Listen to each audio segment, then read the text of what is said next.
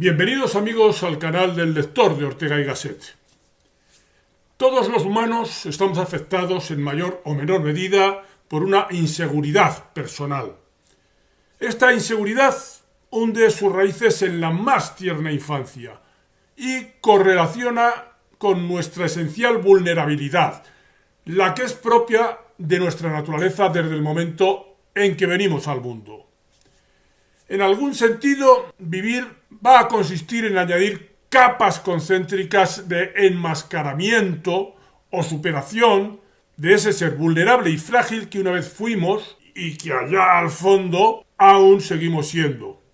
Muchos filósofos y gente brillante en general vienen a servir de ejemplo de esa ley psicológica según la cual hay que tocar fondo para coger impulso y convertirse en un personaje destacado.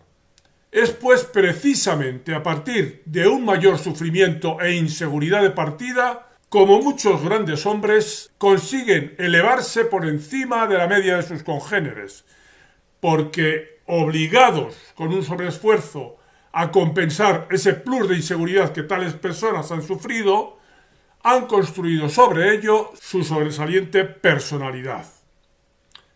Hoy nos centraremos en Immanuel Kant, como significativo ejemplo de esta ley que lleva desde la inseguridad personal de partida hasta conseguir entrar en ese privilegiado estrato que ocupan los grandes hombres.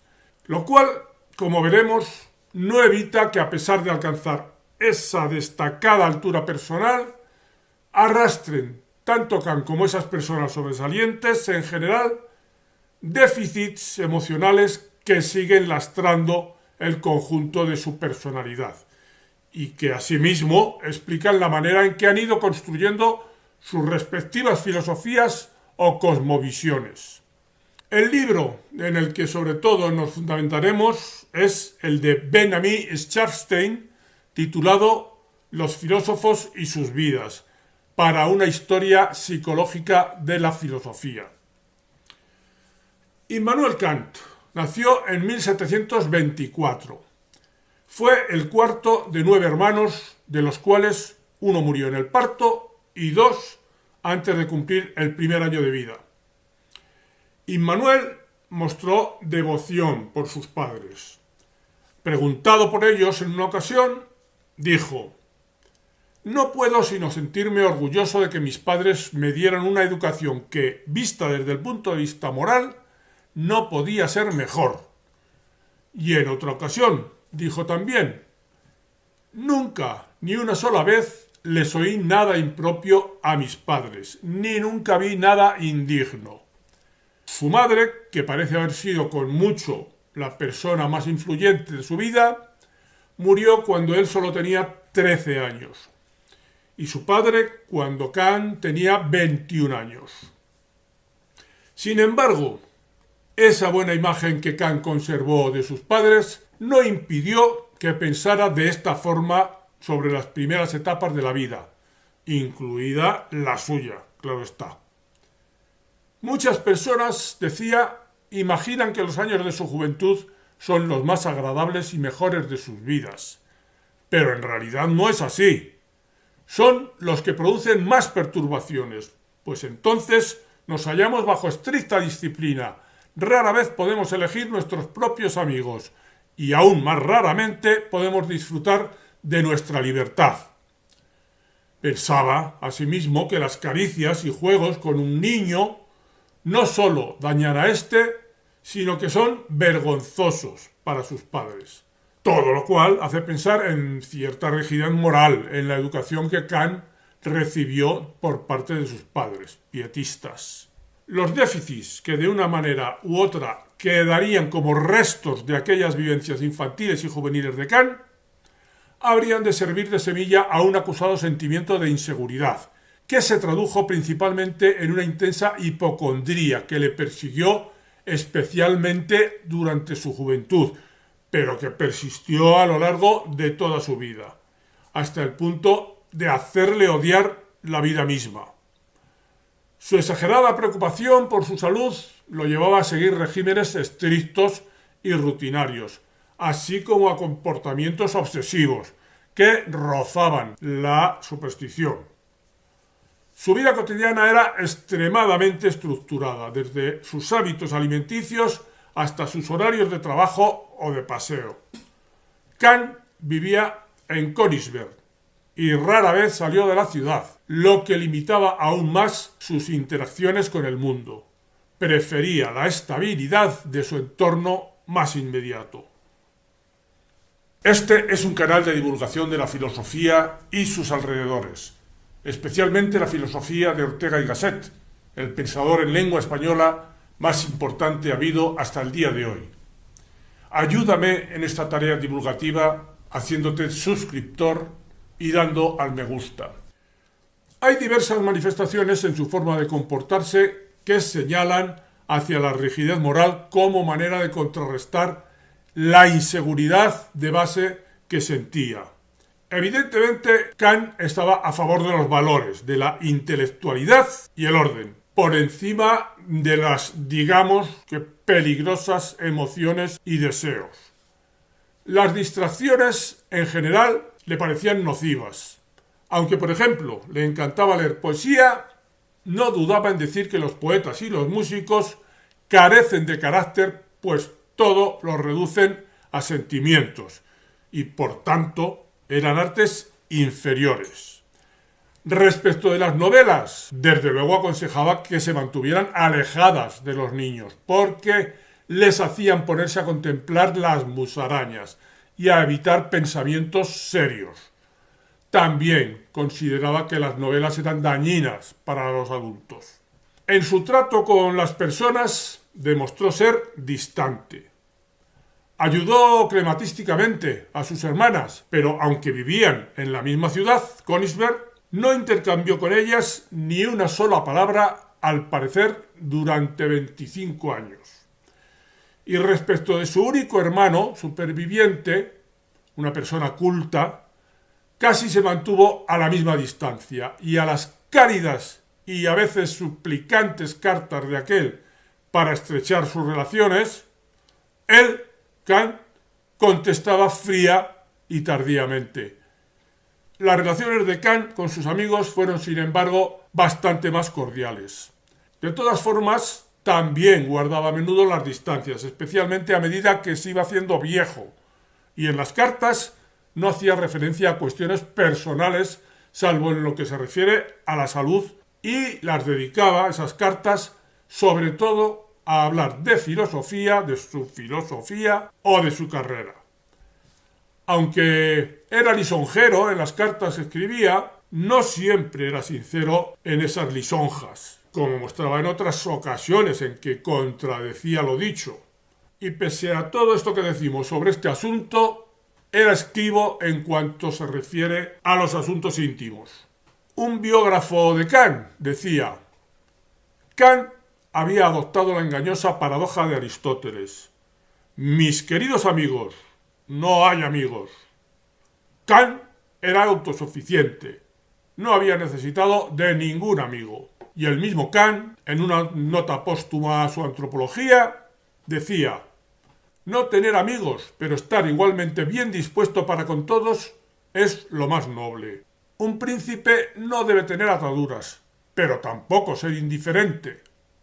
Un visitante de Kant, que por otro lado le admiraba, dijo de él: no puede soportar oír hablar mucho a los demás. Se impacienta, al menos momentáneamente, si alguien afirma saber algo mejor que él mismo.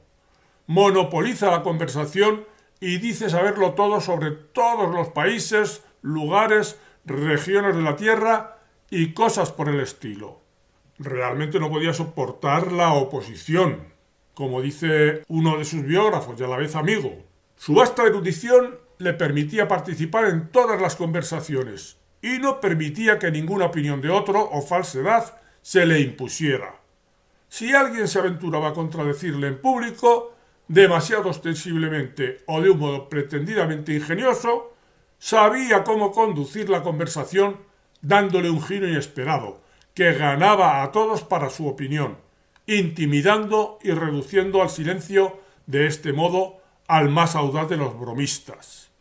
Esta ambigüedad, que hacía de él una persona a la vez sociable e insociable, le llevaba a la conclusión de que una de las características básicas de la humanidad era la sociabilidad insociable.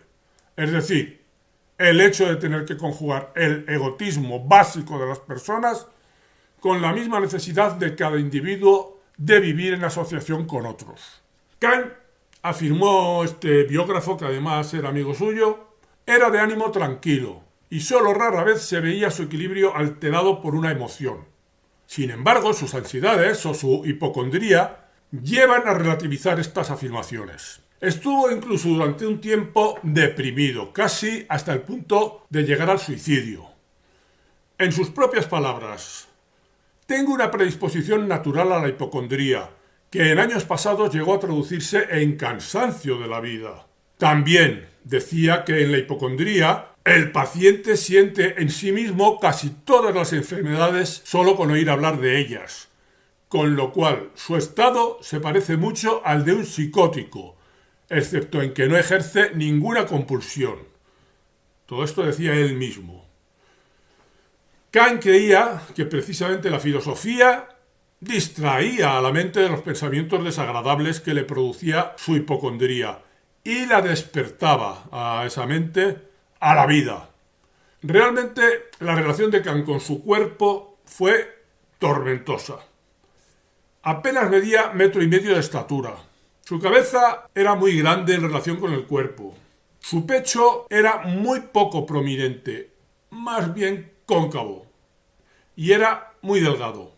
Su rostro, sin embargo, era agradable y sus ojos eran fascinadores. Salvo un acceso de fiebre, Kant no recordaba ninguna enfermedad durante los primeros años de su vida. Pero aunque rara vez precisase o requiriese asistencia médica, a menudo se sentía indispuesto, lo cual le atormentaba constantemente. De nada hablaba con mayor interés que de la higiene, la dieta y la prolongación de la vida. Para mantener la salud, Kant ordenó su vida muy rigurosamente. A veces se excedía con su inquietud y sus amigos consideraban un signo de senilidad que la presión que sentía en su cerebro la atribuyese a un tipo especial de electricidad en el aire. La misma electricidad, de ello estaba convencido, que había causado una epidemia gatuna en Viena, Copenhague y otras partes, que él intentaba detectar en la cambiante configuración de las nubes. Por causa de su salud, Kant se tomaba grandes molestias para no sudar nunca, y cuando, pese a todas sus precauciones, le parecía que estaba a punto de sudar, se detenía en un lugar con sombra, como si estuviese esperando a alguien, hasta que el peligro hubiera pasado. Su sudor debe haber sido recordatorio de la animalidad, de la cual prefería disociarse. La técnica respiratoria tenía interés especial para él. Se tomó la molestia de entrenarse en la respiración exclusivamente nasal, incluso mientras dormía, porque pensaba que sólo así se podía librar de la congestión y de la tos. Toda la ansiedad de Kant por su salud se concentraba en su interés para alcanzar una edad avanzada. Durante muchos años recibió las estadísticas mensuales de mortandad del jefe de policía de Königsberg, y con ellas calculaba cada vez su propia expectativa de vida. Y para animarse, memorizaba, y cuando la ocasión era propicia, recitaba toda una lista de nombres que habían gozado de larga vida. Kant se refugió en la filosofía como modo de defenderse de sus ansiedades.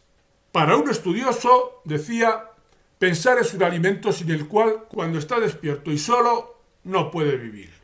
Y llegó a considerar la filosofía misma como un medio de estimulación e incluso de prolongación de la vida. Pero consideraba que el pensamiento no era compatible con otras actividades, de modo que si intentaba ocuparse intensamente de un problema mientras comía, el resultado era, decía, la hipocondría. Y si intentaba pensar intensamente mientras paseaba, el resultado esta vez era el vértigo. La fuerza vital consideraba que puede sostener solo el esfuerzo físico o el intelectual, pero no ambos a la vez. Después de constatar todo esto, no debería sorprender que Kant tuviese una obsesiva rigidez en su comportamiento. Cuando tenía invitados a la mesa, conducía las conversaciones según una secuencia establecida. Le incomodaba sobremanera el movimiento de unas tijeras o de una silla fuera de sus sitios acostumbrados. Irse a la cama se convirtió en un preciso y complejo ritual, parte del cual consistía en colgar su reloj de un clavo entre su barómetro y su termómetro. Su reloj era tan importante para él que a veces dijo que, si se viera apurado, sería la última de sus pertenencias que vendería. Es conocida la anécdota según la cual sus conciudadanos ponían sus relojes en hora cuando le veían pasar siempre a la misma hora y por el mismo lugar.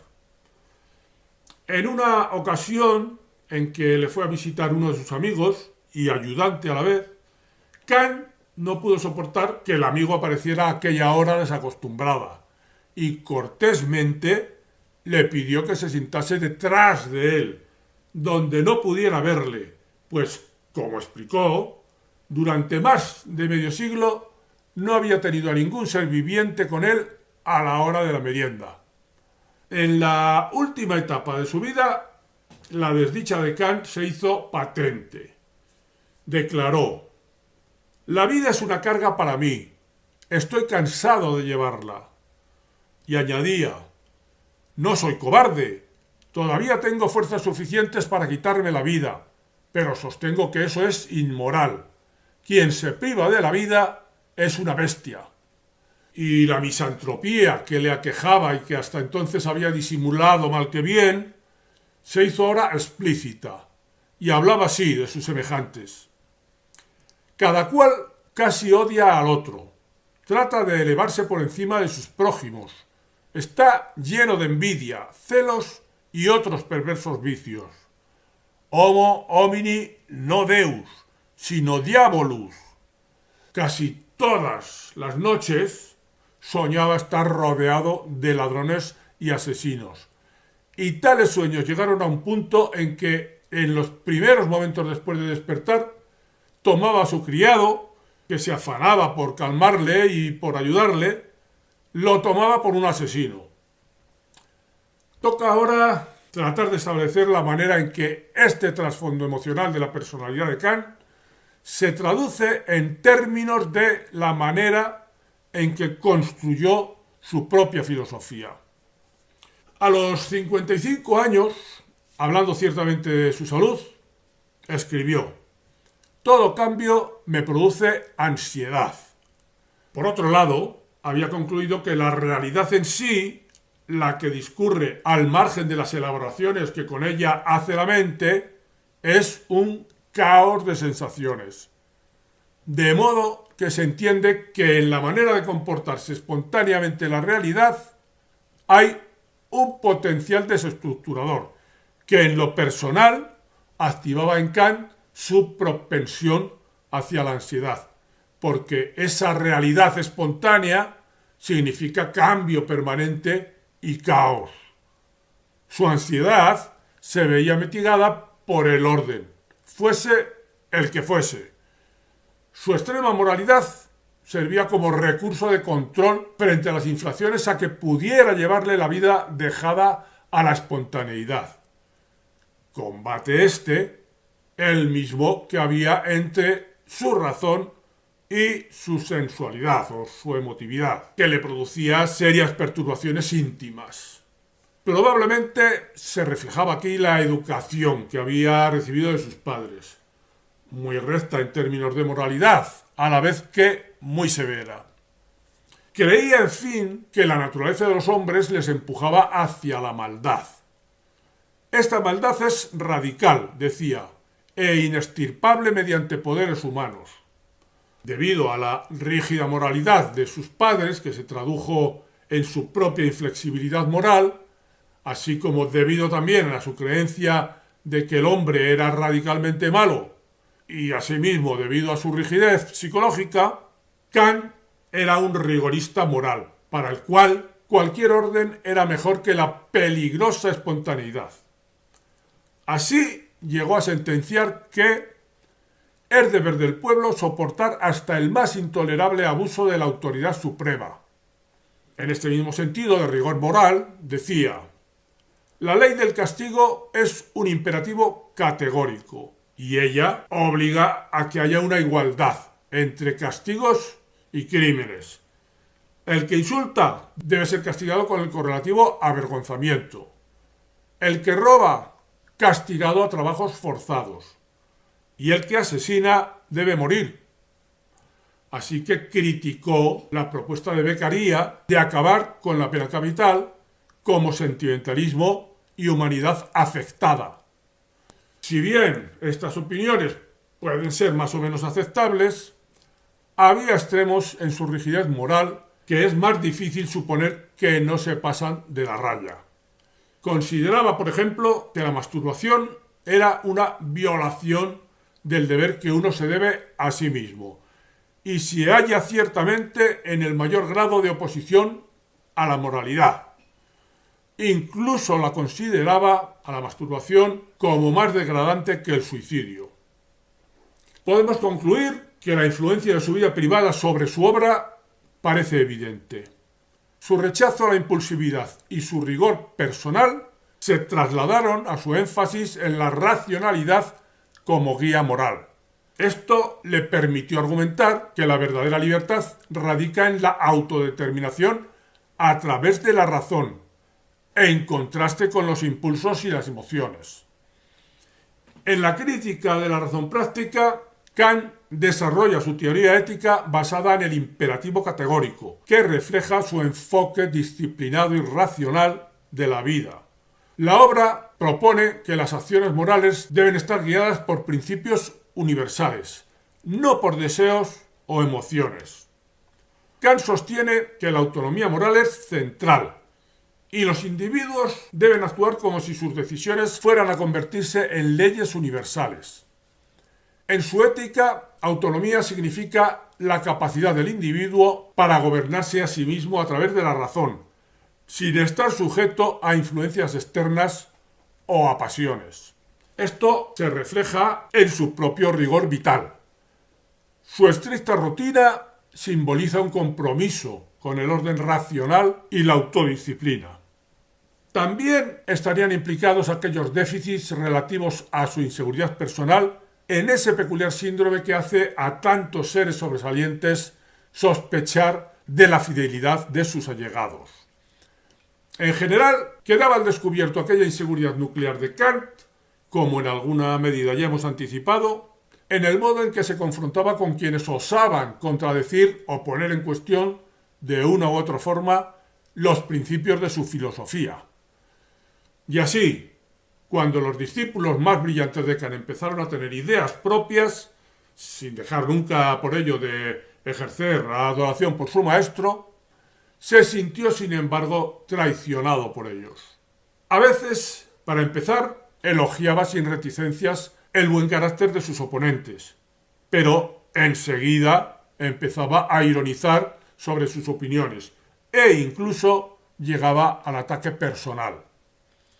Mientras que manifestaba un gran aprecio hacia quienes se mantenían fieles a sus ideas, aquellos que, sin embargo, posiblemente porque estaban intelectualmente más dotados, se alejaban en alguna medida de sus enseñanzas y mantenían criterios propios, hacían que se sintiese traicionado y les dedicaba críticas feroces. Entre otros, fue el caso de Fichte, quizás el más destacado de sus inmediatos seguidores, y que Kant pasó a considerar el peor de sus críticos. En una carta abierta sobre la filosofía de Fichte, citaba el proverbio: «De mis amigos, líbrenos Dios, que de mis enemigos ya me cuido yo». Carta esta que terminaba con un correlativo panegírico de su inmortal filosofía, y en la que afirmaba: «El sistema de la crítica de la razón pura descansa sobre fundamentos plenamente seguros, establecidos para siempre». Una seguridad, como se ve, exhibida de manera estentórea. lo que permite sospechar que tiene la función de contrapesar una inseguridad de fondo. Esa inseguridad que, como vemos en este y otros casos ejemplares, como los que abordo en la lista de mi canal que titulo Genialidad y desorden mental, da a dos vertientes. La que empuja hacia formas de compensación que pueden llevar hasta la conformación de personalidades sobresalientes, y la que sigue latiendo en su estado inicial y directamente perturbador en el fondo de esas personalidades, conduciéndolas hacia mayores o menores deformaciones de su carácter. Hasta aquí, amigos, el vídeo de hoy. Nos vemos en el próximo.